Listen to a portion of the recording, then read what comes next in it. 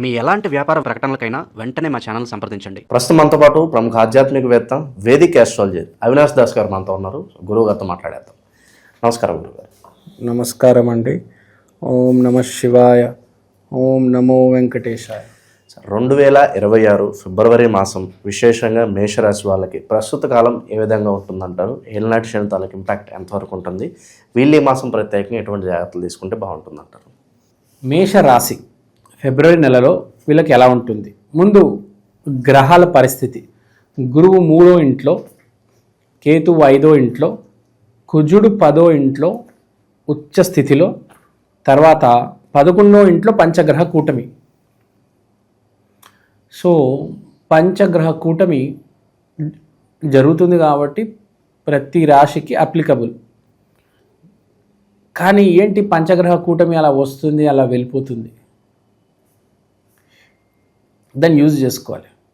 ఇప్పుడు మహాభారతం జరిగినప్పుడు 2 గ్రహణాలు పడ్డాయి, వాళ్ళు దాన్ని యూజ్ చేసుకున్నారు. జయద్రథుడు అని ఒకడు ఉండేవాడు, వాడిని గ్రహణ సమయంలో చంపేశారు. అంటే మనకు పడిన గ్రహణం కావచ్చు, లేకపోతే గ్రహణ కూటమి కావచ్చు, యూజ్ చేసుకుంటే సక్సెస్ మనదే. మన చాలామంది ఏం చేస్తూ ఉంటారంటే, పౌర్ణమి వచ్చింది, అమావాస్య వచ్చింది, పంచగ్రహ కూటమి, షష్టగ్రహ కూటమి, సప్తగ్రహ కూటమి వచ్చి వెళ్ళిపోతూ ఉంటే ఏం చేయరు. ఆ సమయంలో ఏదైనా చేయాలి, అదే తెలివిగల లక్షణం. అవకాశం వచ్చినప్పుడు దాన్ని యూజ్ చేస్తేనే కదా. మీరు అవకాశం వచ్చినప్పుడు యూజ్ చేయకపోతే ఇంకా ఎందుకు చెప్పండి? వేరే వాడు ఎవడో యూజ్ చేస్తాడు, వాడు ఎక్కడికో వెళ్ళిపోతాడు. సో 11వ ఇంట్లో మేషరాశి వాళ్ళకి పంచగ్రహ కూటమి. సూర్యుడు, బుధుడు, శుక్రుడు, చంద్రుడు, రాహు, 5 గ్రహాలు ఉన్నాయి. 11వ ఇల్లు అంటే కోరికలు తీర్చే ఇల్లు. అంటే ఏంటి? పంచగ్రహ కూటమి కోరికలు తీర్చే స్థానంలో ఉంది. అంటే మీకు ఏదైనా కోరిక ఉంటే దానికి కావాల్సిన ప్రయత్నం, శ్రమ మీరు ఇప్పుడు పెడితే మీకు రిజల్ట్ వచ్చే ఛాన్స్ ఉంది. ఎందుకంటే 5 గ్రహాలు హెల్ప్ చేస్తాయి. ఒకవేళ మీ కోరికలు నీతి నిజాయితీ ఉంటే. లేదు, జీవితం ఎలాగే నడుస్తుంది, హ్యాపీగా ఉన్నాను, కూల్గా ఉన్నాను, పోనిద్దాము అంటే ఓకే, జీవితం ఎలా ఉందో అలా హ్యాపీగా ఉంటారు. కానీ కొంతమంది ఉంటారు, వాళ్ళేంటి వెయిట్ చేస్తూ ఉంటారు. అరే అరే అరే అరే ఏం చేయాలి, ఏదో ఒకటి చేయాలి. ఫర్ ఎగ్జాంపుల్, మీరు ఒక యూట్యూబ్ మొదలెడదాం అనుకుంటారు, ఛానల్. ఈ నెలలో ఈ పంచగ్రహ కూటమి జరిగే వేళ మీరు కనుక దీన్ని వాడుకోగలిగితే, మీకు అది ఉపయోగపడితే మీ ఛానల్ హిట్ అవుతుంది. మన ఒక అబ్బాయిని చూశాను నేను, 31 డిసెంబర్ యూట్యూబ్ ఛానల్ ఓపెన్ చేశాడు. అలా పంచగ్రహ కూటమి సపోర్ట్ తీసుకొని మీరు ఏదో ఒక పని మొదలు పెట్టండి అంట. కొత్త పనులకు శ్రీకారం చుట్టాలి. వీళ్ళు అందరు కాదు, మేషరాశి వాళ్ళు చాలామంది జాబ్ లేని వాళ్ళు విపరీతంగా ఉన్నారు హైదరాబాద్లో, భారతదేశంలో. నాకు తెలిసి 10 కోట్ల మంది ఉంటారు ఈజీగా.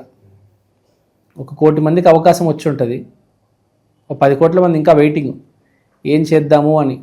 చేతిలో డబ్బులు ఉంటాయి, చేతిలో కెమెరా ఉంటుంది, కానీ వెయిట్ చేస్తూ ఉంటారు. ఎప్పుడు పెడితే సక్సెస్ అవుతామో తెలియదు కాబట్టి ఆ భయంతో ఏం చేయరు. డబ్బులు పెడితే మునిగిపోతాయి, ఛానల్ మొదలు పెడితే వ్యూస్ రావు, ఇలా అనుకుంటూ ఉంటారు. సో ఏదో ఒక ధైర్యం చేసి మీరు ఈ సమయంలో ఆ గట్టెక్కేయాలని ప్రయత్నం చేస్తే చాలా బాగుంటుంది అని చెప్తున్నా. ఇప్పుడు మేషరాశి వాళ్ళకి ఈ పంచగ్రహ కూటమి ఇప్పుడు ఉంది, మళ్ళీ ఎప్పుడు వస్తుందో తెలీదు కదా. మనకు మినిమం టైం పడుతుంది, మీకు 1 ఇయర్ పడవచ్చు, ఇంకా దాని పైన పడవచ్చు, చెక్ చేయాలి. సో ఇప్పుడు జనవరి మాసం చాలా ఇంపార్టెంట్. మెయిన్గా జనవరి సంక్రాంతి దాటిన తర్వాత ఫిబ్రవరిలో మనం శివరాత్రి ఎంట్రీ చేస్తాం. శివరాత్రి అయిన తర్వాత మనకు 17th తారీఖు అట్లా ఈ పంచగ్రహ కూటమి జరుగుతుంది. సో ఆ టైంలో మనకు కరెక్ట్ మాఘమాసం కూడా స్టార్ట్ అవుతుంది. మాఘమాసము పంచగ్రహ కూటమి ఫిబ్రవరి నెల, మేషరాశి. సో చేసేయండి అంట, మొదలెట్టేయండి. అది కాకుండా జాబ్లో ఉన్న వాళ్ళు ప్రమోషన్ కోసం కూడా ట్రై చేసేయండి. రైతులు కూడా కొత్త పంట దానికి సంబంధించిన ఏదైనా విత్తనాలు కొనాలి, ఎరువులు కొనాలి, యూరియా కొనాలి, కొనేసేయండి. వ్యాపారం చేసేవాళ్ళు కొత్త లోడ్ తీసుకురావాలి. సార్ నేను ఢిల్లీ వెళ్ళాలి సార్, నేను లోడ్ తీసుకురావాలి సార్. వెళ్ళండి అమ్మ, లోడ్ తీసుకొచ్చేయండి. అక్కడ ఏముంది, వెళ్తారు, సైన్ చేస్తారు, లోడ్ వచ్చేస్తుంది షాప్ కదా. ఆ భయం ఉంటుంది, ఎప్పుడు కొనాలి, సరుకు అమ్ముడు పోతుందా లేదా కదా. ఆడు ఢిల్లీకి వెళ్ళాలి, ఒక సంతకం పెట్టాలి. సంతకం పెడితే ఇక్కడ షాప్లో 200 ఫోన్లు వచ్చేస్తాయి. కానీ ఇటు భయము, అమ్ముడు పోతాయో లేదో, కొనాలా వద్దా ఈ ఫోను అని కదా. ఇటు ఒక భయం ఉంటుంది. ఇంకా చాలు, మొదలెట్టేయండి, సంతకాలు పెట్టేయండి, మీ లోడ్ మీ షాప్కి వచ్చేస్తుంది. ఏం లేదండి, ఎవరైనా ఢిల్లీ ముంబైకి వెళ్ళి డబ్బులు కట్టేసి ఒక సంతకం పెడితే చాలు, మీ షాప్కి సామాన్ వచ్చేస్తుంది. ఇప్పుడు అంత స్పీడ్ అయిపోయింది. బొమ్మల షాప్ కావచ్చు, ఫోన్ షాప్ కావచ్చు, ఫర్నిచర్ షాప్ కావచ్చు, ప్లాస్టిక్ సామాన్లు కావచ్చు, చైనా ఐటమ్లు కావచ్చు, లైట్లు కావచ్చు, మైకులు కావచ్చు, డోర్లు కావచ్చు, హ్యాండిల్ కావచ్చు, స్విచ్లు కావచ్చు, ఏదైనా ఒక్క సంతకం, భయం చెయ్యి వణుకుద్ది. ఇట్లా ఎవరికైనా భయమే కాదు. ఇట్లా డబ్బు జారిపోతుంది, సరుకు వచ్చేస్తుంది. మీ చేతిలో ఏముండదు, మీకు డబ్బు కనిపించదు, సరుకు కనిపించదు. మీరు ఓన్లీ సంతకం పెడతారు, ఫోన్లో డబ్బులు వెళ్ళిపోతాయి, ఆటోలో సరుకులు వచ్చేస్తాయి. ఇక్కడ మానసిక దోపిడీ జరుగుతుంది చూడండి. మనిషికి పిచ్చాడైపోతాడు, కింద మీద అయిపోతాడు. సో భయపడాల్సిన పని లేదు. ఏ విషయాలకి బాగా దూరంగా ఉండాలంటారు, ఏ విషయాలు అవాయిడ్ చేస్తే మంచిదంటారు వీళ్ళు? మీరు కనుక ఎవరికైనా అప్పు ఇచ్చి ఎక్కొట్టి ఉంటే ఇప్పుడు జాగ్రత్త, ఇప్పుడు మీరు సైలెంట్ అయిపోతే బెటర్. మీరు ఏ అప్పు లేరు, మొత్తం కర్మ క్లియర్గా ఉందంటే ఏం భయం లేదు, భక్తి అడుగు పెట్టేయండి. ఓం నమో గణేశ అని చెప్పండి, పని మొదలెట్టేయండి. అంతేగాని మీలో బ్యాక్లాగ్ ఉంది, మీ రోడ్ మ్యాపే సరిగ్గా లేదు, ఓ 10 మంది అమ్మాయిని మోసం చేశారు, ఇద్దరి దగ్గర అప్పులు తీసుకొని కొట్టారంటే ఇంక అంతే, చుక్కలు కనిపిస్తాయి. తప్పు చేసినాడు అనుభవించక తప్పదు, కానీ దాన్ని డిలే చేసుకోవచ్చు. ఇప్పుడు ఎందుకు ఈ సమయంలో కదా. సో ఈ సమయంలో మంచి దారిలో ఉన్న వాళ్ళు దాన్ని సద్వినియోగపరచుకోవాలి, మంచిది. సో తర్వాత మనం కెరీర్ మాట్లాడాము. ఇప్పుడు ఎడ్యుకేషన్ కూడా స్పిరిచువల్ ఎడ్యుకేషన్కి చాలా మంచిది. ఎందుకంటే 5వ ఇంట్లో కేతు ఉన్నాడు కూడా, స్పిరిచువల్ ఎడ్యుకేషన్కి హెల్ప్ అవుతుంది. ఇప్పుడే మంచి చెడు ఏదో కొంచెం తారతమ్యం తెలుస్తుంది. తర్వాత మీకు కమ్యూనికేషన్ స్కిల్స్లో 3వ స్థానంలో గురువు ఉన్నాడు కాబట్టి, గురువు అంటే గైడెన్స్, అంటే వెళ్తారు, ఎలా మాట్లాడాలో తెలుసు, సంతకం పెట్టేస్తారు. ఇటుపక్క ఒక ధైర్యం ఉంటుంది, ఆధ్యాత్మిక ధైర్యం, దేవుడు ఉన్నాడు, ఆయన చూసుకుంటాడు అని. సో ఒక రకంగా చూసుకుంటే మంచి సమయమే నడుస్తుంది. కుజుడు కూడా 10వ స్థానంలో ఉచ్చ స్థాయిలో ఉన్నాడు. అద్భుతం అసలు, అంటే విపరీతమైన కాన్ఫిడెన్స్, సూపర్ డూపర్ కాన్ఫిడెన్స్ ఉంది. అంటే దేనికి అన్ని భయం ఉంది, కానీ ఒకటే ప్రాబ్లం, మీరు కనుక ఆ మంచి ధారలో నుంచి వస్తున్నారు, మీకు అంతా మంచి జరుగుతుంది. అదే మీరు తప్పుడు నా కొడుకు అనుకోండి, కొంచెం కింద మీద అయ్యే అవకాశం ఉంది. కాబట్టి ఎవరైనా ఈ దొంగ బుద్ధి ఉన్న వాళ్ళు కొంచెం జాగ్రత్తగా, ఇంకా ఇప్పటికైనా మారండి. పంచగ్రహ కూటములు, గ్రహ కూటములు, అమావాస్యలు, గ్రహణాలు, బేసిక్గా గ్రహణాలు, గ్రహ కూటములు బాగా మంచి వాళ్ళని, బాగా చెడ్డాలకి, మంచి వాళ్ళకేమో గిఫ్ట్లు, చెడ్డాలకేమో చుక్కలు చూపిస్తాయి. సో ఇది మనం మహాభారతంలోనే చూసాము. గ్రహణం జరిగినప్పుడు ఏమయ్యాడు, అర్జునుడు జయద్రథుడిని చంపేశాడు, అర్జునుడు గెలిచాడు, జయద్రథుడు ఫినిష్ కదా. అభిమన్యుని 7 మంది రౌండప్ చేసి చంపేశారు. ఆ కోపం అర్జునుడికి వచ్చి జయద్రథుడిని చంపేశాడు. తర్వాత అందరినీ చంపేశాడు. బేసిక్గా జయద్రథుడు కనీసం ఎలా చెప్పాలి, వాడి చేతిలో అస్త్రాలు కూడా లేవు. ఏం గ్రహణం అయిపోయాడు అర్జునుడు, సూర్యుడు అస్తమించాడు, ఇంక నన్నేం చంపుతావరా, ఓడిపోయావురా అని చెప్పి దగ్గరకు వచ్చాడు. అర్జునుడు బాణం వదిలాడు, ఏమైంది, సూర్యుడు వచ్చాడు. ఇంతకన్నా దారుణమైన చావు అసలు ఘోరం, అసలు కామెడీ, అసలు నవ్వుకొని చచ్చిపోతారు చాలామంది ఈ సీన్ చూసి. ఇంతకన్నా ఘోరమైన చావు, ఇంతకన్నా అసలు పరువు మర్యాదలు పోయి ఇంత చావడం. ఒక భీష్ముడికి ఒక గొప్ప చావు వచ్చింది కదా, బాణాల శయ్య మీద అతను ఒక మంచి మాటలు చెప్పి వెళ్ళిపోయాడు. వాడు జయద్రథుడు ఎంత నీచమైన అసలు పిచ్చి చావు అది. అలాంటి పిచ్చి పనులు చేస్తే అలాంటి పిచ్చి చావు వస్తుంది అనమాట. చావు అనేది చాలా గొప్పగా ఉండాలి కదా. సో ఇక్కడ పాయింట్ కూడా అదే, మంచి సమయంలో మంచి జరుగుతుంది మంచి వాళ్ళకి. చెడ్డాలు ఎవరైనా ఉంటే ఎప్పుడైనా మారాలి. సో ఆరోగ్య విషయం చూసుకుంటే కూడా పెద్దగా ఇబ్బంది ఏం లేదు. మెయిన్గా ఫారెన్ కంట్రీస్ వెళ్ళే వారికి బాగా ప్లస్ పాయింట్ ఉంది ఇప్పుడు. ఎందుకంటే 12వ ఇల్లు ఫారెన్, 11వ ఇంట్లో పంచగ్రహ కూటమి హెల్ప్ చేస్తుంది. సో వీసా అప్లై చేసే వాళ్ళు, పుస్తకాలు కొనుక్కునే ఏవేవో ఉంటాయి వాళ్ళ పనులు, ఆ పనులన్నీ ఒక దారిలో పడతాయి. సో ఒక రకంగా చూసుకుంటే మేషరాశికి బాగుంది, ఆరోగ్యం బాగుంది. ఫ్యామిలీ, లవ్ అండ్ అఫెక్షన్స్ ఇవి ఎలా ఉంటాయి సార్? అదే ఫ్యామిలీ, లవ్ అండ్ ఎఫెక్షన్ కూడా బాగుంది. కమ్యూనికేషన్ బాగా ఉంటుంది. గురువు 3వ ఇంట్లో ఉన్నాడు కాబట్టి విపరీతమైన కమ్యూనికేషన్, అనురాగాలు, ప్రేమ బాంధవ్యాలు అన్నీ చాలా బాగుంటాయి. అసలు ఏ మాత్రం గొడవలేదు. అంటే ఒక రకంగా చెప్పాలంటే మేషరాశి వాళ్ళకి 90% చాలా బాగుంది.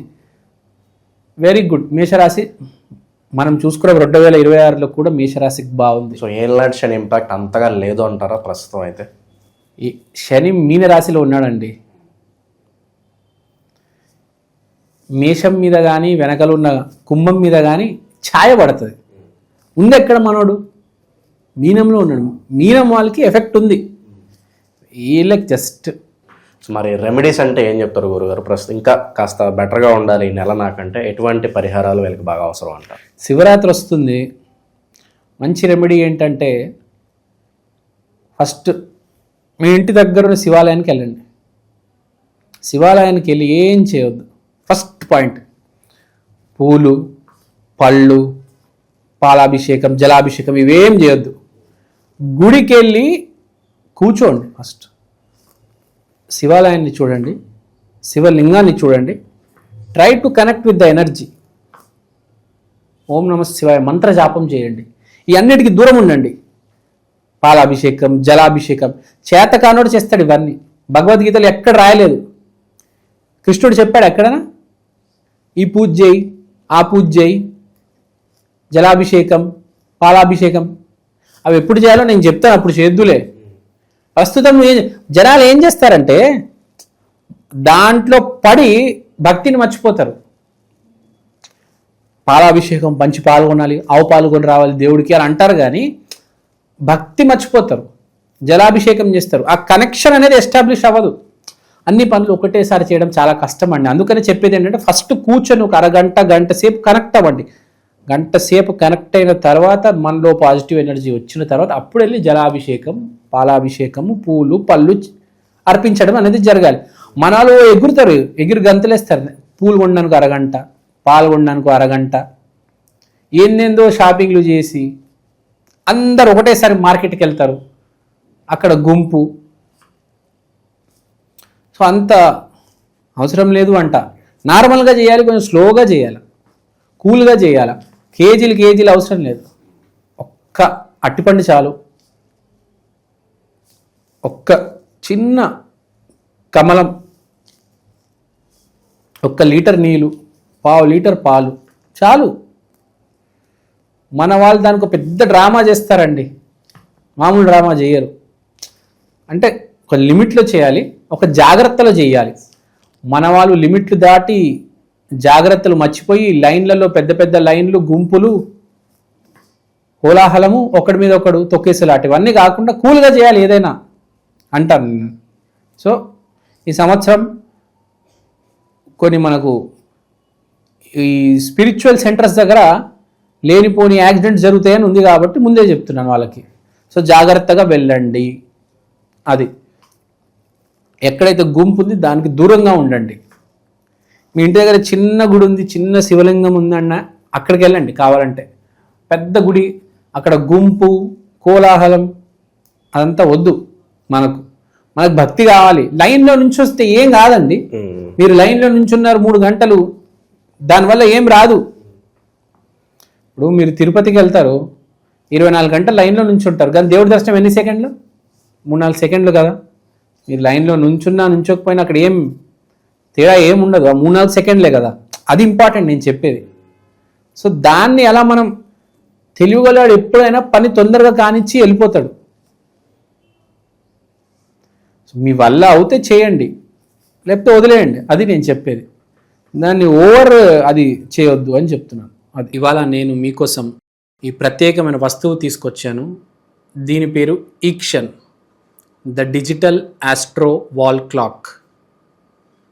ఈ గడియారంలో మీరు తిథి, వారం, నక్షత్రం, దాంతో పాటు దేవుడు బొమ్మలు, ప్రత్యక్ష సమయం చూడవచ్చు. అలానే అమృత ఘడియలు, యమగండలు ఇలాంటివి కూడా చూడొచ్చు. ఇలాంటి వాల్ క్లాక్ ఇప్పుడు దాకా సౌత్ ఇండియాలో రాలేదండి. This is the first of its kind.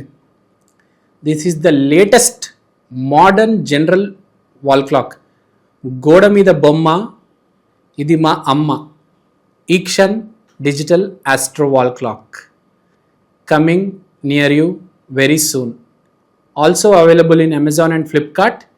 కిందున్న నంబర్కి ఫోన్ చేయండి. థ్యాంక్ యూ అండి, థ్యాంక్ యూ సో మచ్. మీరు వాట్సాప్ చేసినా పర్లేదు. ఓవరాల్గా మేషరాశి వారి పరిస్థితి ఫిబ్రవరి మాసం ఏ విధంగా ఉంటుంది, పంచగ్రహ కూటమి తాలూకు ఇంపాక్ట్ వీళ్ళ మీద ఏ విధంగా ఉంటుందో చాలా బాగా వివరించారు. ధన్యవాదాలు. ఓం నమః శివాయ.